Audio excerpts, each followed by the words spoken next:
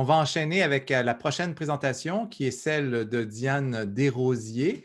Avant de passer à la période des questions, on va entendre tour à tour chacun des communicants et on se réserve du temps à la fin. Et Diane Desrosiers est professeure bien sûr à l'Université McGill. Sa communication s'intitule aujourd'hui Les œuvres de Louise Labbé, écriture féminine ou ventriloquie masculine, les a priori de la critique. Alors, les 15 dernières semaines ont été difficiles pour vous et pour moi. Merci de votre amitié et de votre présence. Je souhaite inscrire cette communication sous l'épigraphe suivante. Chaque siècle s'est taillé une image de Louise Labbé à l'aune de ses propres préoccupations. À l'occasion du concours d'agrégation française de 2004-2005, où pour la première fois les œuvres de Louise Labbé étaient mises au programme, Mireille Huchon, professeure à l'Université Paris-Sorbonne, faisait paraître un livre intitulé « Louise Labbé, créature de papier ». Cet ouvrage a soulevé un tollé chez les 16e et à travers le monde universitaire français. En effet, Mireille Huchon met en cause de façon radicale la maternité des œuvres de Louise Labbé. Selon elle, Louise Labbé serait une persona littéraire dont se moquerait un groupe de poètes lyonnais œuvrant dans l'atelier de l'imprimeur-libraire Jean de Tourne. Ces auteurs masculins auraient non seulement simulé une prise de parole féminine, mais ils auraient aussi créé un véritable personnage de fiction.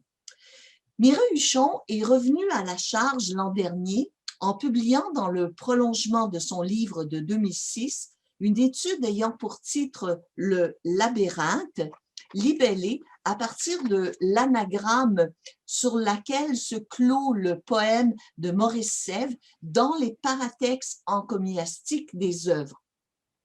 Puisque l'on voit un esprit si gentil se recouvrer de ce chaos subtil où de raison la loi se labyrinthe. Ce deuxième livre traite plus spécifiquement, sous l'angle des queer studies, des 24 pièces poétiques sur lesquelles s'achève le recueil des œuvres de Louise Labbé et qui seraient composées par des poètes à la louange parodique de celle qu'ils appellent la Sappho lyonnaise. Le labyrinthe modifie quelques-unes des hypothèses formulées dans l'ouvrage précédent, mais il relance néanmoins la polémique. Comme on peut le constater dans le volumineux dossier que la Société internationale pour l'étude des femmes d'Ancien Régime, la CIFAR, a constitué, de nombreux spécialistes sont intervenus pour prendre position quant aux propositions avancées dans l'essai de 2006. D'abord, je dois préciser que l'objectif de ma présentation aujourd'hui n'est pas de déterminer si Louise Labbé est ou non l'auteur des œuvres. Je voudrais plutôt montrer comment cette controverse met en lumière un certain nombre d'a priori de la critique quant à la construction textuelle de la généricité et de l'octorialité sous l'Ancien Régime. Deux mises au point s'imposent. Primo, Mireille Huchon ne met pas en doute l'existence historique de Louise Labbé. Cependant, celle-ci est-elle l'autrice des œuvres qui paraissent sous son nom? Telle est la question. Il faut donc, pour les fins de ma présentation, différencier, comme le fait Jean Vigne, 4 entités que l'on confond le plus souvent. Premièrement, Louise Charlin ou Charlie, dite Labbé avec 2 B, comme le nom apparaît et dont l'existence civile est attestée par des actes notariés. Deuxièmement, la courtisane, que l'on surnomme la Belle Cordière, prostituée célèbre à Lyon dès 1547. Troisièmement, l'énonciatrice au jeu, la persona littéraire, Louise Labbé avec un seul B, c'est l'unique graphie dans le recueil, qui, dès le titre, est mise en scène dans les œuvres et dans les écrits qui suivent à sa louange. Quatrièmement, la scriptrice ou les scripteurs des dites œuvres. Une seconde mise au point s'impose. Mireille Huchon n'est pas la première à mettre en doute l'autorialité de Louise Labbé. Dès 1875, Prosper Blanchemin, l'éditeur, attribuait les 2 quatrains du deuxième sonnet de Louise Labbé à Olivier de Magny en raison de sa similitude avec ceux du 55e sonnet des Soupirs, même si la publication de ce dernier est postérieure de 2 ans aux œuvres de Louise Labbé. En 1948, V.L. Saunier soulevait la question de la genèse de l'œuvre et attribuait le débat de folie et d'amour à Maurice Sèvres sur la base notamment du rapprochement qu'établit Pierre de Saint-Julien dans son recueil « Jumelles ou pareil ». J'aurai une question à la fin s'il est là pour Christian Veilleux. Je cite ici l'extrait. S'il veut voir le discours de Dame Louise Labbé, dite la Belle Cordière, œuvre qui sent trop mieux l'érudite gaillardise de l'esprit de Maurice Sèvres que d'une simple courtisane, encore que souvent, et là on ne sait pas double ou doublé, il trouvera que les plus folâtres sont les mieux venus avec les femmes. Alors, rappelons brièvement le contenu du premier livre de Mireille Huchon et les principaux arguments qu'elle avance. Son hypothèse centrale est que les œuvres de Louise Labbé ont été composées par des hommes avec une intention satirique. De concert avec l'imprimeur libraire Jean de Tourne, Maurice Sèvres serait l'instigateur de ce jeu de masques, donnant suite à l'invitation formulée par Clément Marot, Louez-moi Louise, sur le modèle du Laudare Laura de Pétrarque. À la lumière de rapprochements thématiques et stylistiques, Mireille Huchon attribue à Claude Taillemont, l'auteur du Discours des Champs-Faits, l'épître liminaire adressée à Clémence de Bourges. Le débat de folie et d'amour serait dû à Maurice Sèvres, les élégies et les sonnets à Olivier de Magny. Elle explique que cette construction de la persona littéraire de Louise Labbé résulterait d'une entreprise commerciale liée à l'engouement que suscitent les œuvres des poétesses italiennes, c'est cortigiana onesta. Les hommages qui occupent le dernier tiers des œuvres relèveraient de l'éloge paradoxal et célébreraient ironiquement une femme notoirement décriée, une courtisane. En effet, Mireille Huchon procède à une triple association en fusionnant de façon implicite le personnage fictif, la personne civile Louise Labbé et la courtisane que l'on surnomme la Belle Cordière. Alors, j'irai très rapidement. Elle se fonde pour ce faire sur le distique latin qui apparaît au bas du portrait sur le cartouche que le peintre-graveur Pierre Oueriot réalise, sur le procès que la cousine de Louise Labbé, au cours duquel la cousine de Louise Labbé est accusée de paillardise, de s'adonner à la paillardise en compagnie de celle que l'on surnomme la Belle Cordière. Elle fait également appel aux propos de Calvin qui font écho au procès et aux propos de Claude de Ruby, auxquels Mireille Huchon accorde plus de crédit qu'à ceux de Guillaume Paradin. Alors, on trouvera dans les comptes rendus de Daniel Martin, Jean Vigne, Michel Jourde, une liste des interrogations que les critiques ont soulevées face à ce supposé travestissement. Alors, je n'énumère ici que quelques-uns de ces arguments. L'attribution du privilège royal directement à Louise Labbé et non au libraire, l'unité thématique et stylistique de l'œuvre qui serait difficile d'attribuer à plusieurs mains, la complicité ou la duperie de Clémence de Bourges dans cette entreprise et le silence total qui a entouré cette mystification dont jamais personne n'a soufflé mot par la suite.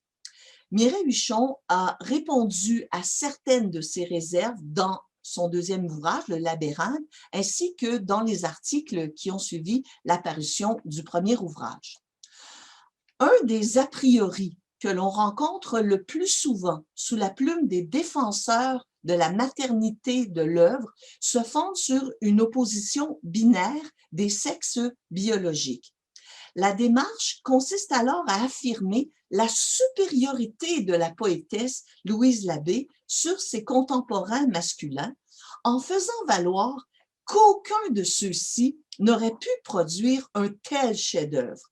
Dès l'édition qu'il procurait des œuvres de Louise Labbé, Enzo Giudici recourait à ce parallèle. Je cite, « Toutes les 24 pièces en général palpitent d'une sincérité et d'une vie qu'on rencontre difficilement chez les poètes de l'époque. » Et au sujet du débat de folie et d'amour, il renchérit « Jamais l'auteur de la Délie et du microcosme n'aurait pu écrire ou y inspirer une prose d'une telle finesse et d'une telle malice féminine. » De même, après la publication du livre de Mireille Huchon, Madeleine Lazare dénie aux collaborateurs supposés de Maurice Sèvres la personnalité exceptionnelle de Louise Labbé. Selon la biographe, aucun d'eux n'aurait eu la netteté, la fermeté, la limpidité, l'élan d'un seul jet de la poétesse. La contribution que signe Henri Our illustre cet a priori selon lequel seule Louise Labbé pouvait exprimer une telle intensité amoureuse. Guillemets. Enfin, pas une fois on ne se demande si les poètes et poétaillons qui fréquentaient Sèvres et Jean de Tourne et qui ont composé la guirlande de Louise, auteur présumé de l'hypothétique supercherie, étaient capables d'atteindre à la simplicité tout ensemble naturel et parfait qui donne à 2 ou 3 de ces sonnets une intensité de vie incomparable et les place au sommet de la poésie française. Il suffit de les lire pour se convaincre du contraire. Même postulat chez Marcel Conche, Sèvres ne peut pas avoir écrit avec autant de simplicité, et chez François Solesmes, je cite, « Il n'est pas un des poètes auxquels Mireille Huchon prête cette œuvre qui nous ait laissé dans ses recueils le moindre accent comparable, et un Sèvres, un de Magny, moins que tout autre. » Ces jugements de valeur, ces présupposés qui superposent la productrice à l'énonciatrice, reconduisent un paramètre épistémologique que Marc Angenot avait déjà fait valoir dans son Champion des femmes, à savoir la valence différentielle, la valeur différentielle des sexes, selon laquelle la femme est soit supérieure, soit inférieure à l'homme, mais ne peut pas être son égal en vertu du principe de non-contradiction aristotélicien. Cette supériorité féminine est associée aux attributs de son écriture liés à son statut de femme. La plupart, je dois quand même admettre que la plupart des critiques ne souscrivent pas ou ne souscrivent plus à ces élaborations identitaires, tributaires des stéréotypes de leur époque et résultant d'un processus d'essentialisation de la nature féminine, entre guillemets. Dans leur compte-rendu, les commentateurs ne font pas appel non plus à la notion d'écriture féminine théorisée au début des années 1980 par Béatrice Didier ou Luce Irigaray comme une pratique scripturaire qui serait l'expression de la subjectivité féminine déterminée par l'identité sexuelle de la scriptrice. En effet, il est fréquent que des hommes prêtent voix à des femmes, on vient de le voir, et que des femmes fassent parler des personnages masculins sans que ces énonciations soient indicatives du sexe du sexe de l'auteur, surtout dans le contexte de l'esthétique de l'imitation et des procédés de marqueterie qui prévalent à la Renaissance. Comme l'écrit Emmanuel Buron à Lyon vers 1550, il est fréquent de voir des hommes écrire des poèmes où le « je » est féminin. Ou bien il s'agit d'une commande où le scripteur ventriloque met sa plume au service d'une dame, ou bien l'énonciatrice présentée comme une instance octoriale est une femme fictive, comme c'est le cas pour notamment Isabelle Sforcé, qui est le nom travesti d'Hortensio Lando. Les conventions génériques dans les deux sens du terme, les conventions littéraires et les conventions du gender, peuvent être mises en scène par les deux sexes. Mais ici, c'est plutôt la question de l'octorialité que ce travestissement de la voix, que ce ventriloquisme met en jeu. Les commentateurs présentent l'auteur des œuvres soit comme une femme, faisant de Louise Labbé la scriptrice de ses écrits, soit comme un homme en attribuant la composition à un collectif masculin. Dans tous les cas, ce que l'on recherche, ce que l'on tente d'identifier, c'est la source, l'origine, la cause productrice du texte. Or, si après la mort de l'auteur, réclamée par le structuralisme, après Foucault, Barthes, on a réactualisé et reconfiguré la notion d'auteur, l'octorialité, l'authorship, n'est plus envisagée selon les mêmes paradigmes. Dans l'approche historiciste, telle que les 19e et 20e siècles la pratiquaient, l'auteur ou l'autrice, antérieure et extérieure au texte, était conçu comme la personne civile à l'origine de son écrit, la source de sa production, le ou la propriétaire de son bien, son créateur ou sa créatrice, avec tous les a priori hérités du romantisme que ce terme comporte. Connaître cette personne, cet auteur, cette autrice, c'était se donner accès à l'individualité, à la singularité de son œuvre et vice-versa.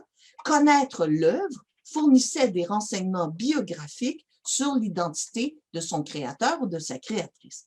Or, comme l'écrit Michel Clément, l'auteur n'est pas tant celui qui fait le texte que celui que le texte fait.